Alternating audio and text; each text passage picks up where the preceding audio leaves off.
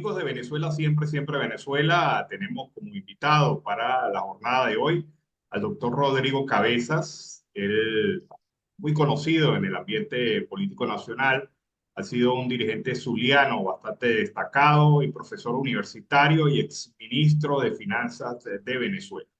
Con él vamos a estar conversando diversos temas, principalmente relacionados a la situación política del país. Vamos a darle la bienvenida. Bienvenido, doctor Cabeza. Bienvenido a Venezuela, siempre, siempre Venezuela. Hola, saludos. Un gusto estar contigo y poder conversar de los temas de nuestro país, Venezuela. Doctor, se ha visto y es evidente una radicalización del régimen después de dos eventos significativos.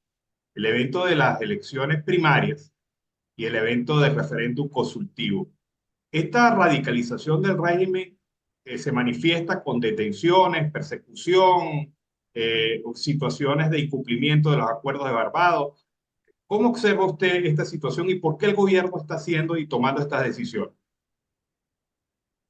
Bueno, fíjate, creo que el contexto que tú le has dado es el correcto.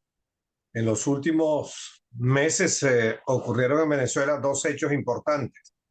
El primero, que sorprendió al gobierno, pero que también sorprendió una parte importante del liderazgo opositor, fue la reacción de millones de venezolanos con relación a la convocatoria a las elecciones primarias.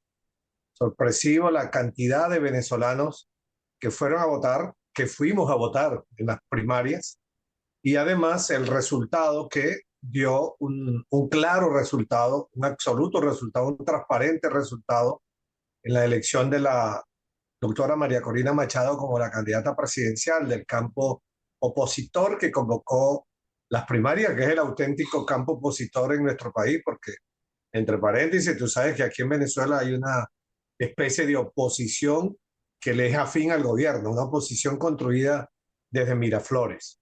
Pero esta que fuimos a las primarias, obviamente, es la auténtica oposición democrática, con sus errores, con sus fallas, pero con sus aciertos, la oposición.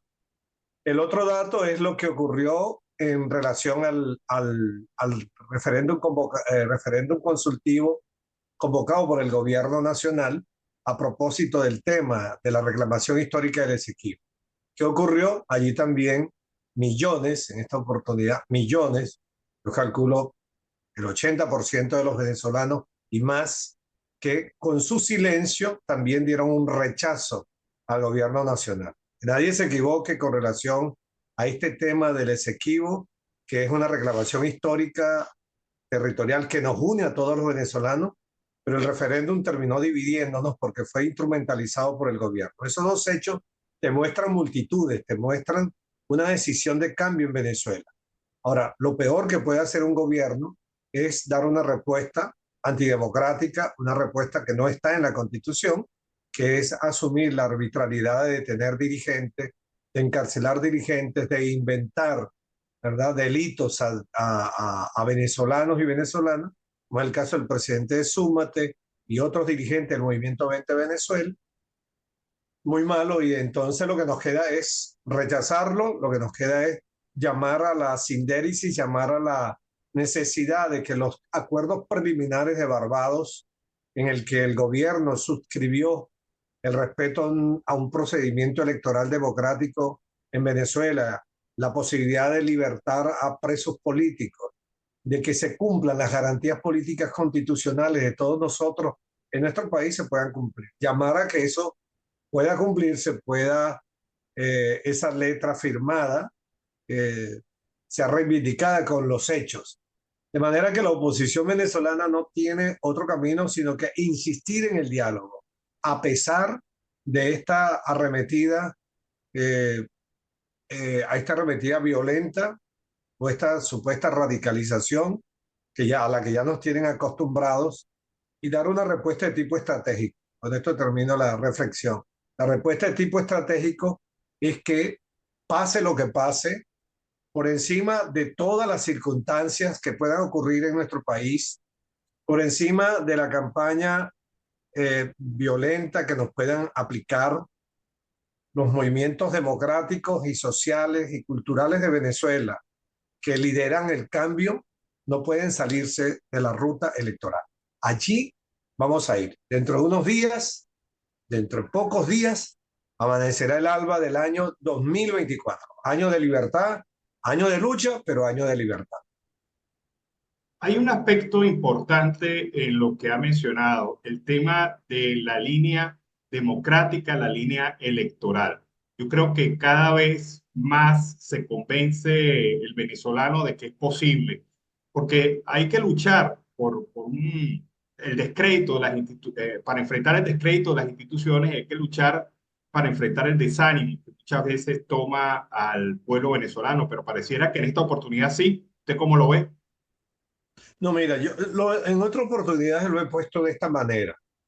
No es cierto, con sentido de la dimensión histórica venezolana, yo creo conocer la cultura, la historia, la economía de mi país, lo que está sintiendo esta nación. No es cierto que en este momento en Venezuela haya una confrontación política entre un partido político que está en el gobierno, el PSV, y unos cuantos partidos políticos que están en la oposición. Eso no es verdad. O que hay una confrontación entre un liderazgo que está instalado en Miraflores y que no se quiere ir, dicen ellos, por ninguna vía, y otro liderazgo que quiere tomar el poder para ello. La confrontación histórica por cierre de ciclo histórico en nuestro país es entre una clase dirigente minoritaria que el país no acompaña, que está en Miraflores, y una nación, la nación que quiere cambio. No es unos partidos políticos, por ello el gobierno está equivocado. Ya es una conciencia de nación. Y cuando hay conciencia de nación, hermano, eso no hay quien lo cambie. Es imposible.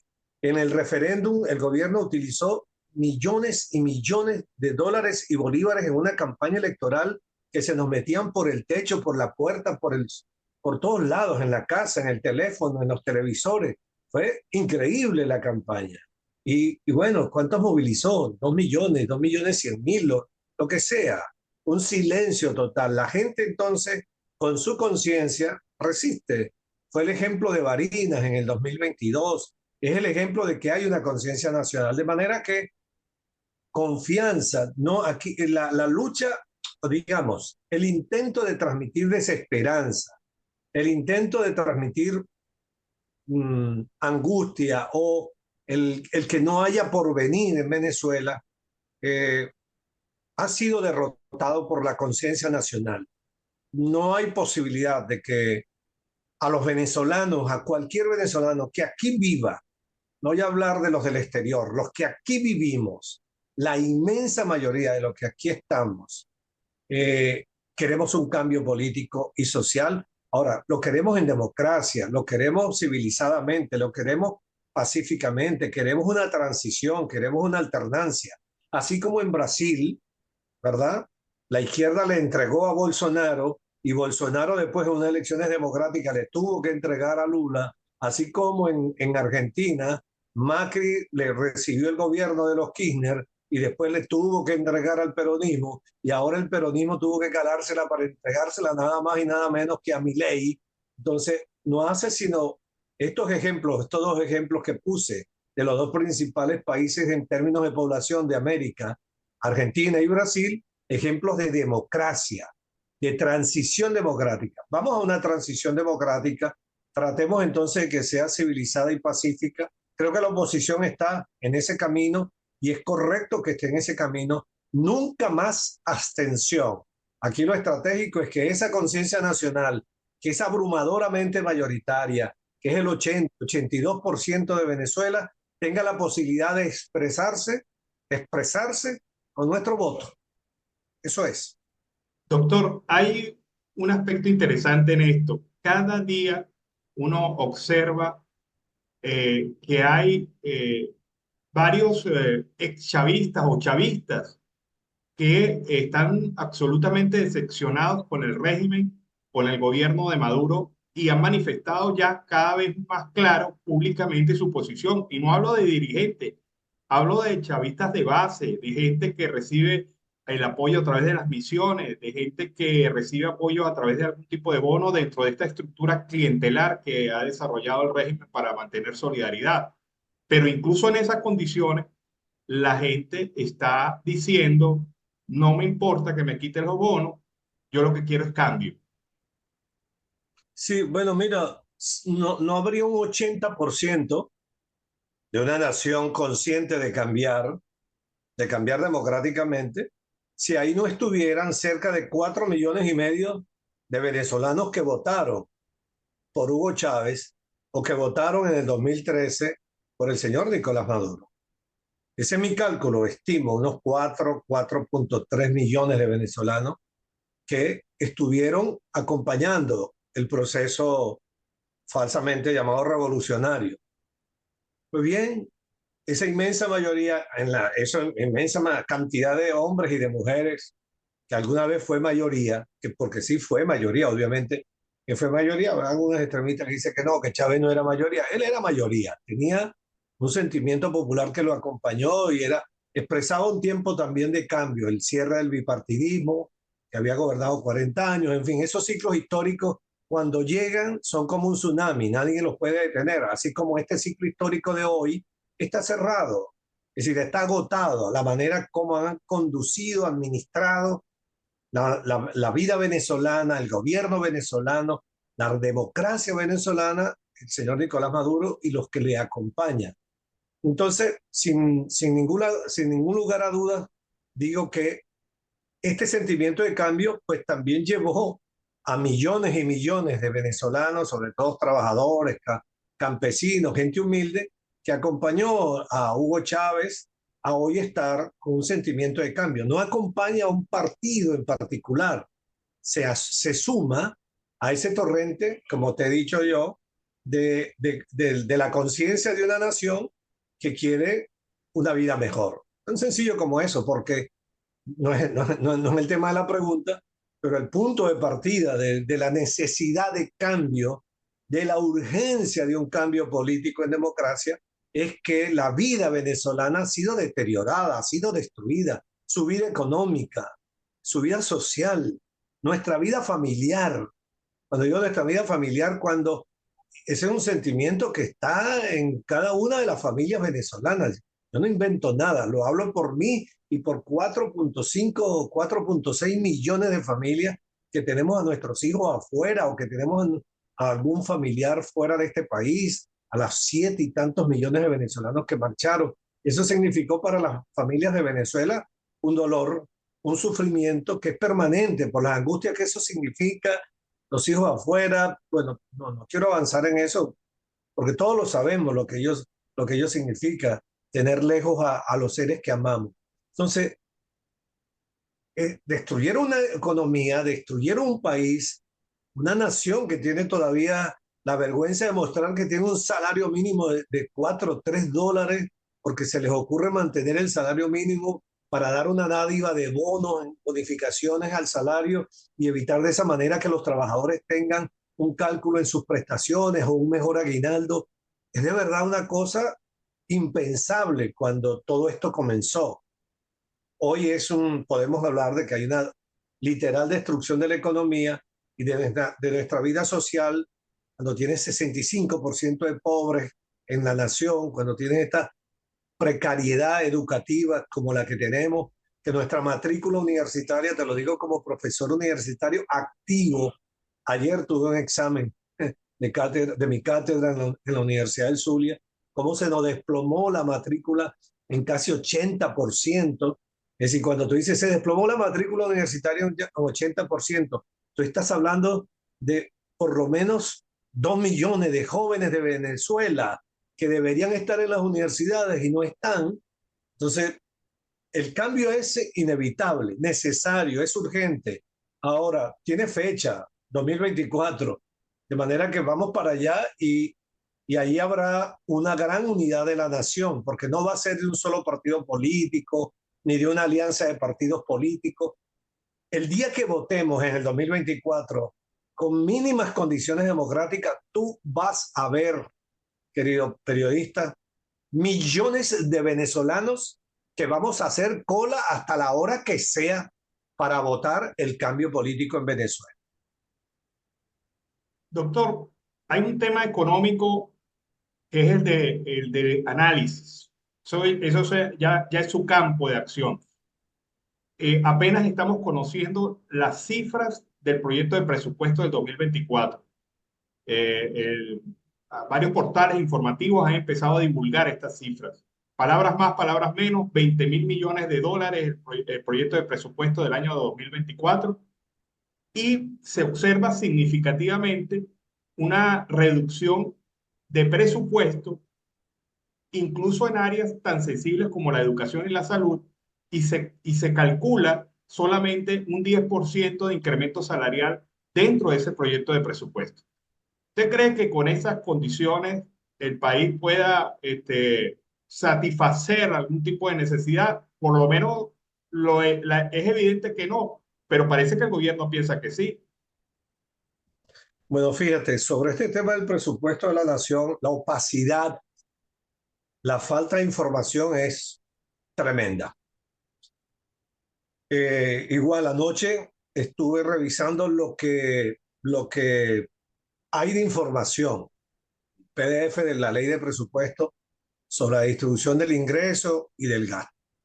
En este momento nadie conoce la exposición de motivos de la ley de presupuesto. En este momento, tal y de lo que se desprende de la información, no puede haber ningún portal que lo haya señalado, porque estoy absolutamente seguro de lo que te estoy diciendo, porque tengo, digamos, lo que ha sido dado a conocer como ley de presupuesto, ingresos y gastos y la distribución por ministerio. No está establecido allí, por lo menos, elementos claves para tener un presupuesto y que la nación lo sepa, los inversionistas, los trabajadores, las empresas en general. Número uno, tasa de crecimiento de la economía venezolana el próximo año no ha sido dada a conocer. Número dos, tasa de comportamiento de la inflación el próximo año a partir del gasto fiscal presupuestario no se conoce. Tasa de empleo que tendremos el próximo año no se conoce. Tipo de cambio, ¿cómo va a estar el tipo de cambio? El dólar entre el bolívar el próximo 2024 tampoco se conoce. Precio de realización del barril de petróleo no se conoce. Pero bien, a partir de lo que allí está, a partir de la información que tienen varios periodistas, portales y la que también nosotros tenemos. Mira, resalta un dato y una conclusión general que tengo. El dato que resalta es que cuando tú revisas los ingresos que el gobierno está diciendo va a tener en el 2024, a ver, de cada 100 bolívares que ellos dicen, estiman, van a recaudar en el 2024 por vía de los impuestos y también por vía de deuda, supuestamente de deuda, el 58% de cada 100, 58, cerca del 60, no lo redondeemos porque da 58% exacto, son provenientes del ingreso petrolero. ¿Qué significa esto?